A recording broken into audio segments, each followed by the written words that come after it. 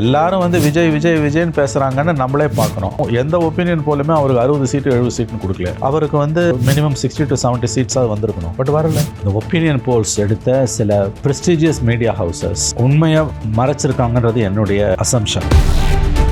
VGT Holidays. GT Holidays, South India's #1 travel brand. அழகு தரும் மூலிகைகள், ஆரோக்கியம் தரும் மருத்துவர்கள். Doctor Srivarma's. Karthipuram, Coimbatore's 200-acre dream township premium plots. யாரை கேட்டாலும் 10 பேர்ல 9 பேர் விஜய்ன்றான். ஆனால் எந்த சஃபாலஜிஸ்ட்டுமே வந்து விஜய் ஆட்சியை பிடிக்க மாட்டாரு. மோஸ்ட்லி வில் பி டிஸ்ரப்டர் தான் சொல்கிறாங்க. நீங்கள் எல்லா ஒப்பீனியன் போல் எடுத்தது பார்த்தீங்கன்னா இவங்களுக்கு 130, அவங்களுக்கு 90, இல்லை இவங்களுக்கு 140, அவங்களுக்கு 80, விஜய்க்கு வந்து 2லேருந்து 4ன்றான். ஆட்சி மாற்றம் வேணும்னு 62% சொல்லிட்டு திமுக எப்படி 98 சீட் வரும்? அப்படின்னா வந்து திமுக 120 சீட் வரணும். ஆட்சி மாற்றம் வேணுமா வேணாமா நான் சொல்லலை. ஆட்சி மாற்றம் வேணும்னு உன் சர்வேல 62% சொல்றாங்கன்னு நீ சொல்ற. ஆனால் சீட் ப்ரொஜெக்ஷன் என்ன சொல்ற? 98 அண்ணா திமுக, 91 திமுக, 28 அன்டிசைடு. இது என்ன? அதனால எந்த பக்கம் ரிசல்ட் போனாலும் யூ கேன் கிளைம் கிரெடிட். நான் தான் அப்பயே சொன்னேன் அப்படின்னு. This is not a survey. அப்போ இவங்க எடுத்திருக்காங்க, எடுத்ததை ரிசல்ட் இவங்க விரும்பின மாதிரி வரல. அப்போ இவங்க பங்கிள் பண்றாங்க. ஒரு 85% போலிங்ன்றது ஒரு பெரிய விஷயம். இந்த ஹிஸ்ட்ரி ஆஃப் தமிழ்நாடு, அது நடந்த இண்டிபெண்டன்ட் ஹிஸ்ட்ரி ஆஃப் தமிழ்நாடு அது நடந்ததே இல்லை. அது ஆட்சி மாற்றத்துக்கு வந்துரும்னு சொல்கிறதோ அல்லது எடுப்பிலே அது ஒன்றுமே இல்லைங்க, நம்பர்ஸுங்க அவ்வளோதாங்க, இது 5% ரெண்டுமே தப்புன்ற நான். இப்போ பாருங்கள், இவிஎம் பற்றி எதாவது பேசுகிறாங்களா? டிஎம்கேவோட ஈகோ சிஸ்டம் பேசுறதே இல்லை. எஸ்ஏஆரை பற்றி பேசுகிறாங்களா? பேசுறதே இல்லை. அவ்வளோதானே. அப்போ எதுக்கு பீகாரில் போய் எதுக்கு வந்து நீங்கள் பேசுனீங்க? அப்போ எஸ்ஏஆர் அக்செப்ட் பண்ணிட்டு முதல்ல எதுக்கு அவ்வளோ குதிச்சிங்க எஸ்ஏஆருக்கு? அப்போ உங்களுக்கு வேணும்னா ஒரு ஸ்டாண்டு, உங்களுக்கு வேணான்னா ஒரு stand. Within the country, within the nation. ஒரு ஸ்டேட்ல எஸ்ஐஆர் எதிர்க்குது, ஒரு ஸ்டேட்ல சைலண்டா இருக்குது. இது என்ன நியாயம்? எலெக்ஷனுக்கு முந்தைய நாள் அத்தனை பேர் ஓட்டு போடணும்னு போய் கிளாம்பாக்கத்தில் நிற்கும் போது பஸ் இல்லைங்கிற ஒரு பிரச்சனை, ரெண்டாவது அந்த டிராஃபிக் அப்படிங்கிறது பிரச்சனை.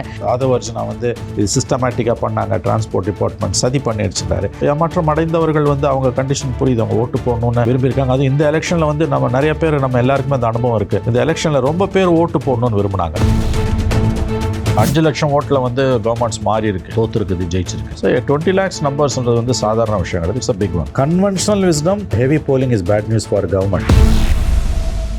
இன்க்ரீஸ் இன் பர்சன்டேஜ் அப்படிங்கிறத வந்து அது ஆளக்கூடியவர்களுக்கு, சிட்டிங் கவர்மெண்ட்டுக்கு வந்து ஒரு கொஞ்சம் சரியாக இல்லைன்னா கூட அவங்க சொல்கிறதையும் நம்ம விட்டுற முடியாதுல்ல சார். பிகாஸ் அந்த நம்பர்ஸ் வைஸ் பார்க்கும்போது ஒரு 20 லட்சம் தான் இன்க்ரீஸ் ஆகிருக்கு அப்படிங்கிறது, அந்த 20 லட்சம் ஒரு ஹியூஜ் டிஃப்ரென்ஸை ஏற்படுத்துமா அப்படிங்கிற ஒரு கேள்வி வருது சார். 5 லட்சம் ஓட்டில் தோத்த கவர்மெண்ட்லாம் இருக்குது. ஒரு கான்ஸ்டுவன்சிஸில் வந்து 3000 ஓட்டு, 4000 ஓட்டு, 500 ஓட்டு, 137 ஓட்டு, அதிலெல்லாம் தோத்த 20 லட்சம்ன்றது ஹியூஜ் நம்பர்ஸ். உங்களுக்கு வந்து அந்த நம்பர்ஸ் வைஸ் நீங்கள் பார்த்தீங்கன்னா வந்து over argues for this is on the wrong path. எனக்கு கேட்டேன். நான் இப்பயும் சொல்கிறேன், conventional wisdom, heavy polling is bad news for government. But இந்த கவர்மெண்ட்டுக்கு அது பொருந்துமான்னு கேட்டிங்கன்னா that's debatable. Because various other factors are playing. Opposition is not in a position to exploit. அப்படி பார்க்கும்போது வந்து it can be argued on both sides.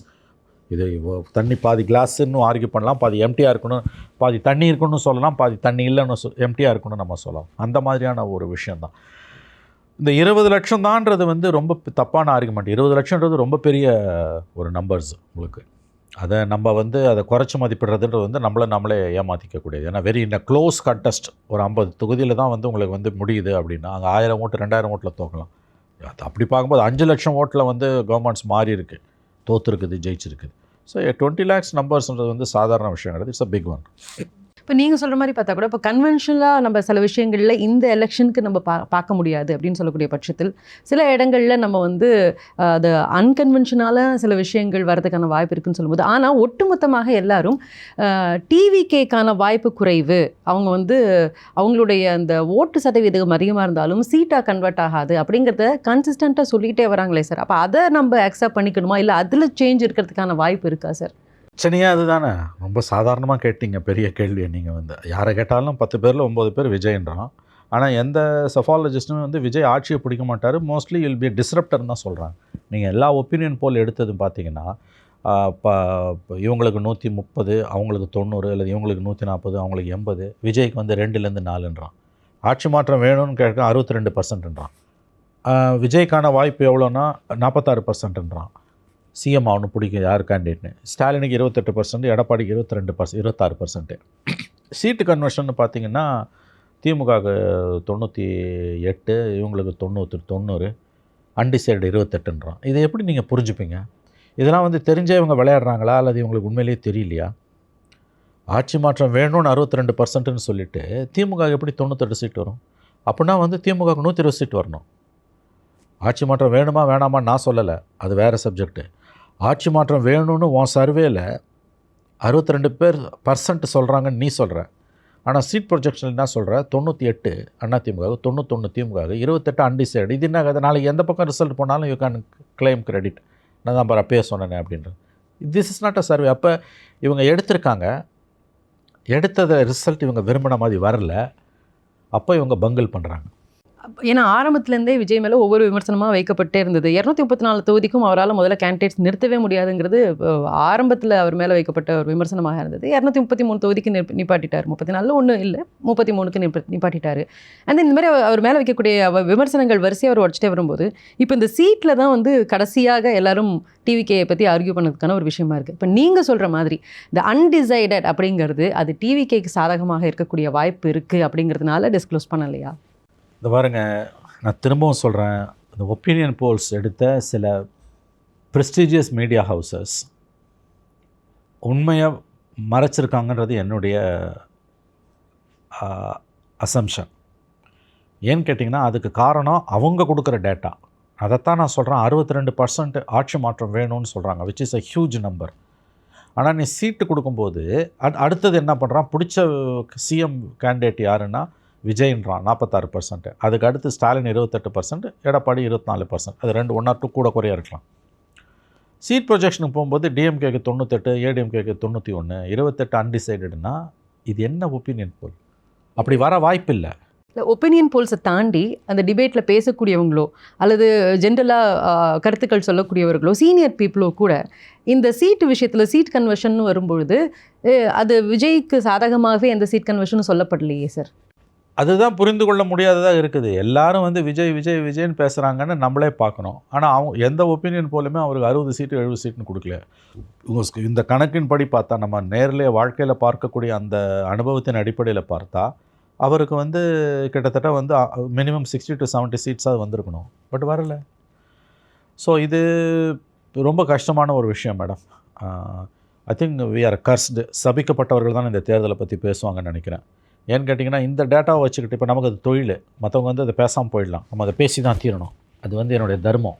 It is my தர்மான்னு இல்லை, நான் பேசுவேன், நீங்கள் பேசுவீங்க, ஏன்னா நமக்கு அது தொழில். அப்போ அந்த தொழிலுக்கு நம்ம எந்த அளவுக்கு வந்து தர்மத்தோட விசுவாசத்தோடு நடந்துக்கிறோன்றது தான் கொஸ்டின். நம்மளோட ஜட்ஜ்மெண்ட்ஸில் எரர் இருக்கலாம், பட் அது உள்நோக்கம் கொண்டதா, யாருக்கோ சாதகமாக இருக்கணுன்றதுக்காக காசு வாங்கிக்கிட்டோ காசு வாங்காமலோ, காசு வாங்கிக்கிட்டு தான் உள்நோக்கம் இருக்கணும்னு அவசியம் இல்லை. காசு வாங்காமல் கூட நான் விரும்புகிற தத்துவத்துக்காக நான் பொய் சொல்வேன்றதும் காசு வாங்குறதுக்கு ஈக்குவல். அந்த மாதிரி சில பேர் இருக்காங்க. பர்சனலி அவங்க ரொம்ப க்ளீனாக இருப்பாங்க, ஆனால் அவங்களுக்கு ஒரு ஐடியாலஜி இருக்கும். இந்த டைரெக்ஷனில் இந்த எலெக்ஷன் ரிசல்ட் போனால் தான் நாட்டுக்கு நல்லதுன்னு அவங்க நம்புகிறாங்க. அதுக்காக அவங்க உண்மையை வந்து காம்ப்ரமைஸ் பண்ணுறாங்கன்னா தட்ஸ் ஆல்சோ எ கரப்ஷன். அது ஹிந்துத்வாவாகவும் இருக்கலாம், திராவிடியன் ஐடியாலஜியாகவும் இருக்கலாம். 2 பேருக்கு நான் ஈக்குவலாக தான் இதில் சொல்கிறேன். அந்த மாதிரி பண்ணுறவங்களால தான் இன்றைக்கி பிரச்சனைன்னு நான் பார்க்குறேன். போத் சைட்ஸ் 150 சீட்டு கூசாமல் திமுக அண்ணா திமுக வரும்னு சொல்கிறது எந்த டேட்டா என்ன எதுவுமே கிடையாது. நீ கடந்த காலங்களில் கொடுத்த எல்லாம் பொய்யா இருக்குது. அதை பற்றி கேட்டால் உனக்கு என்ன தெரியும் அதை பற்றின்றது. இந்த பக்கம் வந்து உங்களுக்கு வந்து ஆல்ரெடி 150 200ன்னு போனது இப்போ இன்றைக்கி வந்து 85% வந்தோன்னா முதல்ல ஒரு ஃபியூ ஹவர்ஸ் வந்து தேர் ரேட்டில்டு என்னென்னமோ பண்ணுறாங்க. அவங்க ஈகோ சிஸ்டத்தில் இருக்கக்கூடிய சேனல்ஸு இவ்வளோ பெரிய எலெக்ஷன் நடந்துகிட்டு இருக்குது. 6 மணிக்கு வந்து பல்சுவை செய்திகள்னு போடுறோம், ஏன்னா 80% கிராஸ் ஆகணும்னு. டிபேட் 7 மணிக்கு நடக்கும், இந்த டிபேட்டை 7:30க்கு தள்ளுறான். எதனால் ரேட்டில் ஆகுது. ஆனால் எப்படி 7:30 மணிக்கு டிபேட் ஆரம்பிக்கும் போது கொண்டு போகிறான்னு கேட்டிங்கன்னா ஸ்குவீடாக பர்சன்டேஜ் பார்க்காத நம்பரை பாருன்றான், அதுக்குள்ளே ஹோம் ஒர்க் பண்ணிடுறானுங்க. அப்போ இந்த பக்கம் அதிமுக 150 ஜெயிக்கும் அப்படின்ட்டு சொல்கிறதும், இந்த பக்கம் 85% இருந்தாலும் அது எனக்கு கவலையே இல்லை, நான் 200 கிராஸ் பண்ணுவோம் 210க்கு போவோன்றதும், ரெண்டுமே வந்து காம்ப்ரமைஸ்டு கமெண்ட்ரி. இதில் ப்ரொஃபஷ்னலாக இருக்கக்கூடியவனோட ஸ்பேஸ் என்ன? தமிழ்நாட்டோட அதனால தான் நான் சொன்னேன் 2 நிமிஷத்துக்கு மேலே, இன்றைக்கி தமிழ்நாட்டில் வந்து ஜேர்னலிஸ்ட்டாக இருக்கிறதும் எலெக்ஷனை பற்றி பேசுகிறதும் ஒரு சாபக்கேடு. சபிக்கப்பட்டவர்கள் you are cursed to be a journalist in Tamil Nadu. ஏன்னா ரெண்டு between deep sea and devil. இந்த பக்கம் டீப் சி, இந்த பக்கம் டெவில். இந்த பக்கம் டிஎம்கே எக்கோ சேம்பர், இந்த பக்கம் ஏடிஎம்கே கூட இல்லை, BJP echo chamber, Hindutva echo chamber. இது நடுப்புற ப்ரொஃபஷ்னலுக்கு என்ன வேலை? இதுதான் this is the problem for any genuine journalist here. ஒரு 85% போலிங்கிறது ஒரு பெரிய விஷயங்க. கண்டிப்பாக அது ஒரு பெரிய விஷயம். இந்த ஹிஸ்ட்ரி ஆஃப் தமிழ்நாடு அது நடந்த இண்டிபெண்டன்ட் ஹிஸ்ட்ரி ஆஃப் தமிழ்நாடு அது நடந்ததே இல்லை. அப்போ அது சம்மந்தமான ஒரு டீப் ரிசர்ச், ஒரு டீப் ஸ்டடி தேவைப்படுது. எடுத்த எடுப்புலையே அது ஆட்சி மாற்றத்துக்கு வந்துரும்னு சொல்கிறதோ, அல்லது எடுத்த எடுப்புலேயே அது ஒன்றுமே இல்லைங்க, நம்பர்ஸுங்க அவ்வளோதாங்க, இது 5%, ரெண்டுமே தப்புன்ற நான். ரெண்டுமே தப்பு உங்களுக்கு. You have to at least hold your breath back. This something is happening on the ground. அது நான் எப்படி புரிஞ்சுக்கிறது? அப்போ அங்கே வந்து உங்களுக்கு ஒரு பேலன்ஸ்டு, நடுநிலைன்னு கூட நான் சொல்லலைங்க, பேலன்ஸ்டு. எனக்கு கூட ஒப்பீனியன் இருக்குது, உங்களுக்கு ஒப்பீனியன் இருக்குது. ஆனால் உங்கள் ஒப்பீனியனை நீங்கள் உங்களோட தொழிலில் எந்த அளவுக்கு காட்டாமல் நீங்கள் வந்து கார்டடாக இருக்கீங்கன்றதான் உங்களோட ப்ரொஃபஷனலிஸ்ட்டுக்கான சேலஞ்ச். அது இங்கே இருக்கா? பச்சையாக நீ வந்து ப்ராப்பகண்டா சேனலை நடத்துகிற, இதில் வந்து கட்சி சார்ந்தவங்க, கட்சியோட பெரிய தலைவர்கள் நடத்துகிற சேனலை கூட மன்னிச்சிடலாம். ப்ரொஃபஷ்னல் சேனல்ஸு, நேஷ்னல் மீடியாவோட தமிழ் சேனல்ஸ்லாம் அவன் ஏன் இந்த வேலையை பண்ணுறான்? அது எவ்வளோ பெரிய துரோகம், மக்களுக்கு நம்ம செய்கிற துரோகம் இல்லை. நான் அப்படி பார்க்கும்பொழுது வந்து இது ரெண்டு தரப்புமே தப்பு பண்ணுறாங்கன்னு தான் தோணுது நமக்கு. அது பாருங்கள், இன்னும் 10 நாள் இருக்குது கரெக்டாக. இந்த 10 நாள் என்னென்ன கூத்தெல்லாம் நடக்க போகுது பாருங்கள். இதில் அடுத்த ரவுண்டு இருக்குது, அதுதான் ரொம்ப முக்கியம். 29ஆம் தேதி எக்ஸிட் போல்ஸ் வரும்பொழுது அது இன்னும் ஃபால்ஸ் ப்ராமிசஸில், அதுவும் மோடி 3.0 எக்ஸிட் போல்ஸ் பண்ண அட்டுழியத்துக்கு பிறகு அது மேலே இருந்த 1% மரியாதையும் போயிடுச்சு. 100% ஃபால் ப்ரெமிசஸில் டிபேட் நடக்கும். பட் அந்த எக்ஸிட் போல்ஸ் வந்து நடந்த வாக்குப்பதிவில் பெரிய சேஞ்ச் எதுவும் இல்லை அப்படின்னா கூட இப்போ இன்னொரு கணிப்பும் வச்சுட்டு இருக்கிறாங்க. ஒருவேளை அது தொங்கு சட்டமன்றமாக வரதுக்கான வாய்ப்பு இருக்குது, அதை முதலியே ப்ரெடிக்ட் பண்ணாங்கன்னா அதுக்கப்புறம் இந்த ஆஃப்டர் மேத்தெல்லாம் நடக்கும் அப்படிங்கிற ஒரு வரதுக்கான வாய்ப்பு இருக்குங்கிற மாதிரி தெரியுது. அப்படின்னா ஸோ யார் கூட இப்போ சேருவாங்க அப்படிங்கிற மாதிரியான விஷயங்கள் நடக்குன்ற ஒரு டிபேட்டும் ஒரு பக்கம் போயிட்டு இருக்கு. அது அந்த டிபேட் நடக்கட்டும். நான் சொல்கிறது வந்து the role of media in presenting the news regarding elections and exit polls and decoding the higher percentage of votes. இது ஹையர் பர்சன்டேஜே கிடையாது, இது ஒன்றுமே இல்லைன்னு நீ டிஸ்கவுண்ட் பண்ணுறது அயோக்கியத்தனம் இல்லையா? 20 லட்சம் தான். 20 லட்சம்ன்றது பெரிய நம்பரியா? 5 லட்சம் ஓட்டில் தான் வந்து பெரிய பெரிய கவர்மெண்ட் எல்லாம் மாறி இருக்குது. ஒரு 60 தொகுதி, 50லேருந்து 60 தொகுதியில் வந்து உங்களுக்கு 1000 ஓட்டு, 2000 ஓட்டு, 500 ஓட்டு. டி நகர்லாம் போன தடவை 137 ஓட்டில் தோற்றோம். இப்போ அந்த மாதிரியான இது வந்து 20 லட்சம்ன்றது வந்து பெரிய நம்பர். அது அவ்வளோ சீக்கிரம் டிஸ்கவுண்ட் பண்ணிவிட்டு நீ போக முடியாது. அப்போ அந்த டிபேட்டையே வந்து ஸ்கூடாக தான் நான் கொண்டு போனேன். அந்த பிரெயின் வாஷ் பண்ணுற வேலையை வந்து 11th hour வரைக்கும் எதுக்கு பண்ணுறேன்? அப்போ ரிசல்ட் உனக்கு பிடிக்காமல் வந்துன்னா மறுபடியும் இருக்கவே இருக்குது, இவிஎம் டேம்பர் பண்ணிட்டான். நிர்மலா சீதாராமன் ஹஸ்பண்டை கூட்டின்னு வச்சு பேச வைப்பாங்க.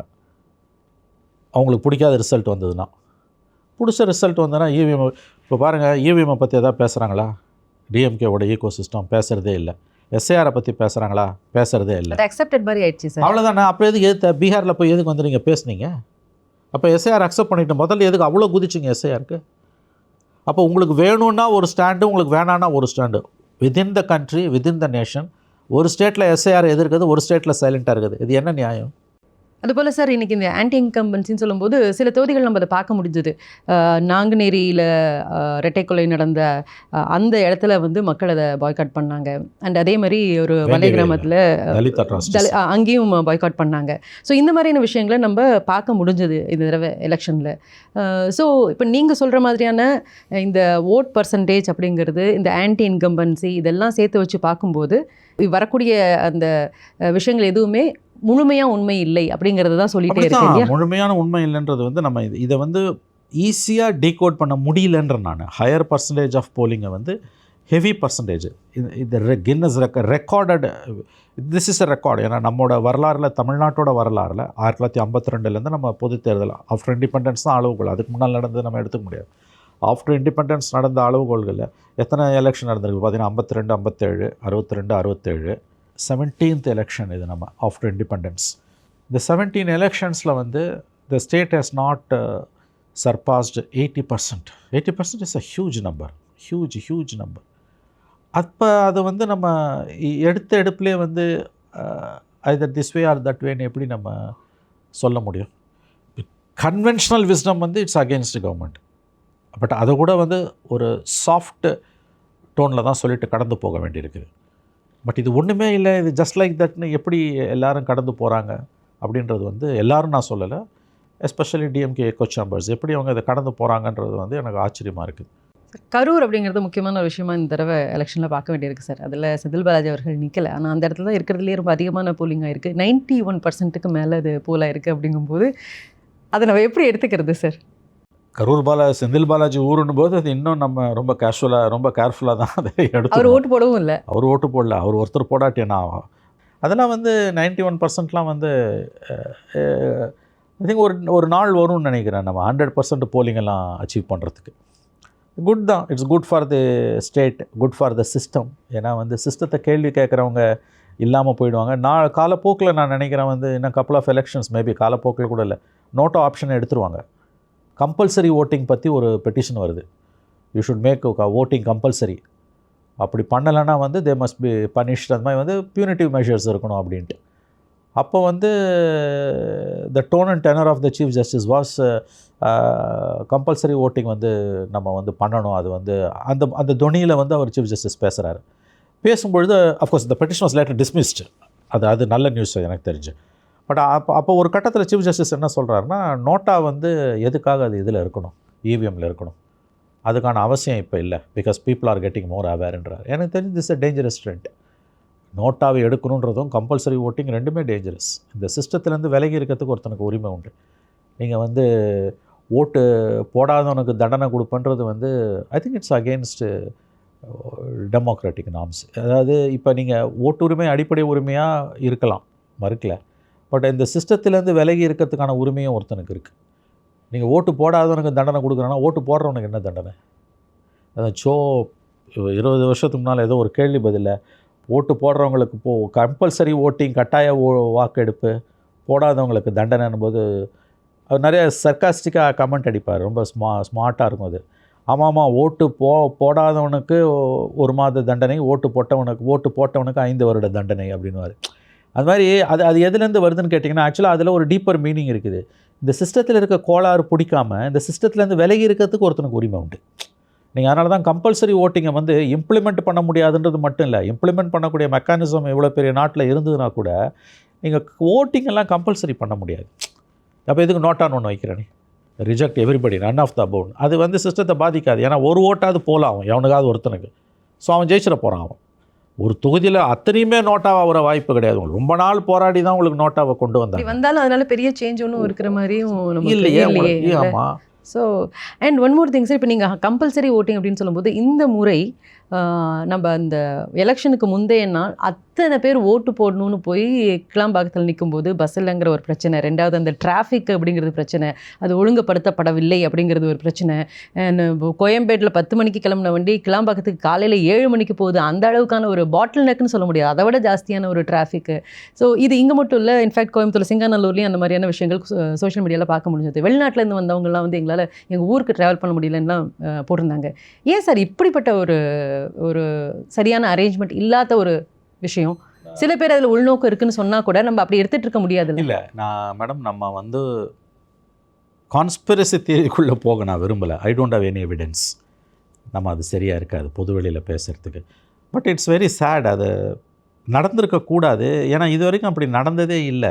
ஈவன் தீபாவளி பொங்கலுக்கு அதிகப்படியான ரஷ் வந்து உங்களுக்கு தீபாவளி பொங்கலுக்கு தான் போகும். இப்போ டெம்பரரி பஸ் ஸ்டாப்ஸ் வச்சுருவாங்க சார். அதுதான் நான் சொல்ல வரேன். இந்த மாதிரி ஹையர் மைக்ரேஷன், டெம்பரரி மைக்ரேஷன் வச்சுக்கலாம் இல்லையா. ஹையர் ட்ராவலிங் எப்போ வரும்னு கேட்டிங்கன்னா ஃபெஸ்டிவல் டைமில் தான் வரும். ஜென்ரலி தீபாவளிக்கு வரும், அப்புறம் பொங்கல், ரெண்டுமே ஈக்குவலாக வரும். எலெக்ஷன் டைமில் இவ்வளோ க்ரௌட்ஸ் வந்து ஃபார் த ஃபஸ்ட் டைம் நம்ம பார்க்குறோம். Definitely the government would have done it much better. நிச்சயமாக டிரான்ஸ்போர்ட் டிபார்ட்மெண்ட் இன்னும் கொஞ்சம் நல்லா இதை டீல் பண்ணியிருந்துருக்கலாம், அது உண்மை. பட்டு என்ன நடந்ததுன்னு புரியல. நான் கான்ஸ்பிரசி தியரிஸ்குள்ளே போக விரும்பலை. விஜயில் கட்சியோட ஆதவ அர்ஜுனா வந்து இது சிஸ்டமேட்டிக்காக பண்ணாங்க, டிரான்ஸ்போர்ட் டிபார்ட்மெண்ட் சதி பண்ணிடுச்சுட்டாரு. நான் ஐ டோன்ட் திங்க் ஸோ. நான் அதை நம்ப தயாராக இல்லை. ஏன்னா என்கிட்ட எந்த ஆதாரமுமே இல்லை. இதை இன்னும் கொஞ்சம் பெட்டராக கவர்மெண்ட்ஸ் ஹேண்டில் பண்ணியிருந்துருக்கலாம். மற்றபடி இது ஓட்டு போட முடியாதவங்களுக்கு அது ஒரு டிசப்பாயின்மெண்ட், அதை நான் மறுக்கலை. நான் என்னது பலாயிரக்கணக்கான பேருங்கும் போது தான் சார் அது ஹியூஜ் நம்பரா தெரியும். அக்ரி, நான் மறுக்கலைங்க. அது தப்பு தான், அது நடந்திருக்கக்கூடாது. அவங்க ஏமாற்றம் அடைந்தவர்கள் வந்து அவங்க கண்டிஷன் புரியுது, அவங்க ஓட்டு போடணுன்னு விரும்பியிருக்காங்க. அதுவும் இந்த எலெக்ஷனில் வந்து நம்ம நிறைய பேர், நம்ம எல்லாருக்குமே அந்த அனுபவம் இருக்குது. இந்த எலெக்ஷனில் ரொம்ப பேர் ஓட்டு போடணுன்னு விரும்பினாங்க, போத் சைட்ஸ். திமுக கவர்மெண்ட் கண்டினியூ ஆகணும்னு சொல்கிறவங்களும், திமுக கவர்மெண்ட்டு வேணாம் அவங்க வீட்டுக்கு அனுப்பணும்னு சொல்கிறவங்களும். அவேர்னஸ் காரணம், அவேர்னஸ் காரணம். ரெண்டாவது எல்லாருக்குமே ஒரு ஸ்டேட்டட் பொசிஷன் டெவலப் ஆகுது, போத் சைட்ஸ். ரெண்டு பேருமே ஏமாந்துருக்காங்களோ தான் தோணுது. ஐ திங்க் நெக்ஸ்ட் டைம்லேருந்து governments can do much better. பீப்புளும் வந்து எனக்கு தெரிஞ்சு வந்து 11th ஹவரில் ரஷ் பண்ணுறதுக்கு 2 days 3 days முன்னாலேயே வந்து இப்போ பிரிஞ்சு போகிறாங்கன்னும் போது ரஷ் வந்து உங்களுக்கு வந்து குறையும். அந்த ஒரு ஆஸ்பெக்டையும் கவனிக்கணும். அஃப்கோர்ஸ் பட் ஒர்க்கிங் பீப்புளால் லீவு கிடைக்காது. எனவே நெக்ஸ்ட் டைம் இது நடக்காதுன்னு நாம் எதிர்பார்க்கலாம். இந்த தடவை நடந்தது வந்து தவறு தான். மன்னித்து விடுங்கள், சம்பந்தப்பட்டவர்களை சபிக்காதீர்கள், அவ்வளோதான். VGT Holidays. GT Holidays, South India's #1 travel brand.